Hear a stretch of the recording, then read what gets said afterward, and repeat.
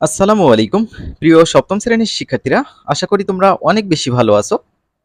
তোমাদের মূল্যায়ন কেমন কাটছে অবশ্যই তোমরা কমেন্ট বক্সে জানাবা। তোমরা আমাদের কোডহার্স স্টাডি গ্রুপে যুক্ত হয়ে যাবা। এখানে মূল্যায়নের সকল আপডেট দেওয়া হয়ে থাকে। এই গ্রুপের লিংক ডেসক্রিপশন বক্স ও কমেন্ট বক্সে পিন করে দেওয়া হলো। মূল্যায়নের জন্য তোমাদের যে কয়টি অধ্যায় পড়া লাগবে এই কয়টি অধ্যায়ের আমরা সাজেশন দিয়ে দেব এই ভিডিওতে।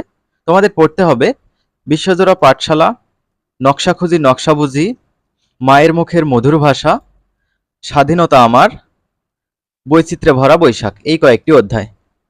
অর্থাৎ 1 থেকে 44 পেজ পর্যন্ত তোমাদের পড়া লাগবে। তো তোমাদের জন্য খুব ইম্পর্টেন্ট সাজেশন তৈরি করা হয়েছে। এগুলো তোমরা বাসায় প্র্যাকটিস করবা, আঁকাআঁকি করবা, অনেক ভালো ফলাফল হবে ইনশাল্লাহ তোমাদের। বিশ্বজোড়া পাঠশালা, পৃষ্ঠা 1 থেকে 10। এই অধ্যায়ের সাজেশন দেখো।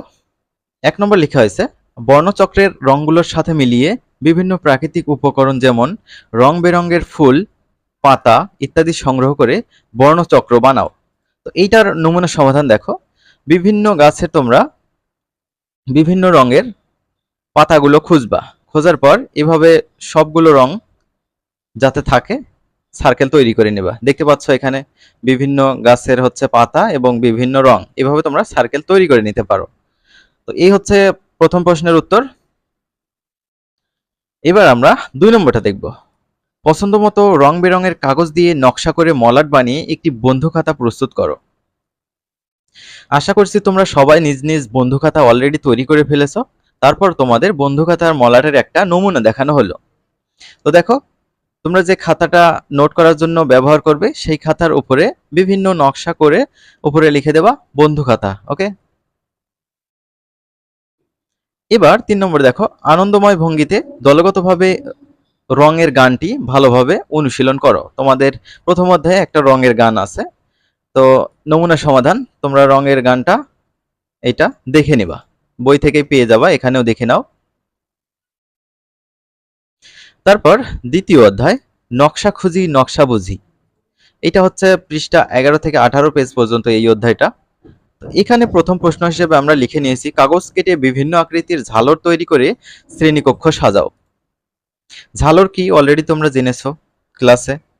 সমাধান দেখো, নিচের ঝালরগুলো দিয়ে শ্রেণীকক্ষ সাজাবে। তো এভাবে তোমরা কাগজ কেটে সুন্দরভাবে ঝালর তৈরি করতে পারো, কিন্তু রং বেরঙের তোমাদের কাগজ লাগবে। তারপর এরকম করে তৈরি করতে পারো, আরো বিভিন্ন সিস্টেমের তোমরা ঝালর তৈরি করতে পারো।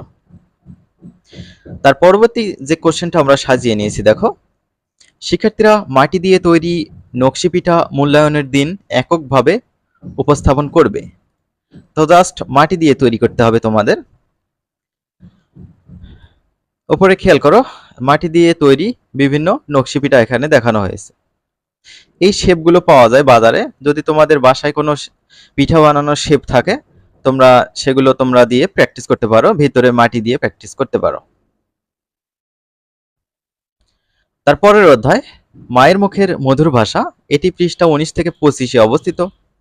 প্রথম প্রশ্ন, নিজের ভাষায় পছন্দ মতো ফন্টে মায়ের মুখের মধুর ভাষা লেখা পোস্টার বানাবো। তো এই কথাটা থাকতে হবে।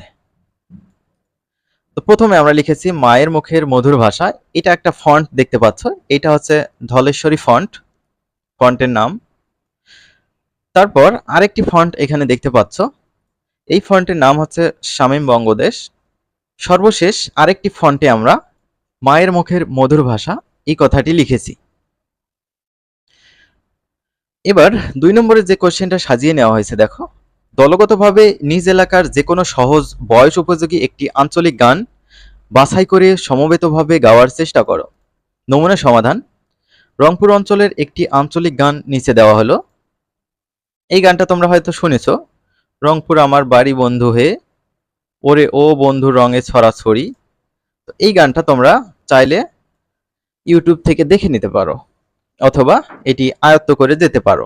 তোমাদের দলে কোনো গান করা লাগতে পারে। তারপরের অধ্যায়, স্বাধীনতা আমার। এটি পৃষ্ঠা 26 থেকে 34-এ অবস্থিত। প্রথম প্রশ্ন লেখা হয়েছে, দলে ভাগ হয়ে শরীর ব্যবহার করে বিভিন্ন রকম নকশা যেমন ত্রিভুজ, বৃত্ত, ঢেউ, শাপলা ফুল, স্মৃতিসৌধ ইত্যাদি প্রদর্শন করো। তো এখানে দেখো, দলগতভাবে বিভিন্ন কাজ করতে হবে। দলগতভাবে তোমাদের নিজের শরীর ব্যবহার করে হয় ত্রিভুজ বানাবা, না হয় বৃত্ত বানাবা, না হয় ঢেউ বানাবা, শাপলা ফুল বানাবা, স্মৃতিসৌধ বানাবা ইত্যাদি বানাবা। তো এখানে দেখো চারপাশে শিক্ষার্থীরা শুয়ে আছে আর ওপরে দাঁড়িয়ে আছে তিনজন। তো এটা একটা শেপ। তারপরের প্রশ্ন, মূল্যায়ন দিবসে পরিবেশনের জন্য একটি দেশের গান নির্বাচন করো এবং প্রস্তুতি নাও। নমুনা সমাধান, গানের নাম পূর্ব দিগন্তে সূর্য উঠেছে, কথা এবং সুর করেছে গোবিন্দ হাওলাদার ও সমর দাস। এই গানটি তোমরা আয়ত্ত করে যেতে পারো, অর্থাৎ একটি দেশাত্মবোধক গান তোমরা আয়ত্ত করে যেতে পারো।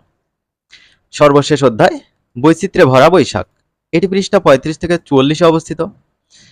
মূল্যায়নের দিন দলগতভাবে শ্রেণীকক্ষের মেঝে ও বারান্দায় রং ব্যবহার করে আলপনা তৈরি করো।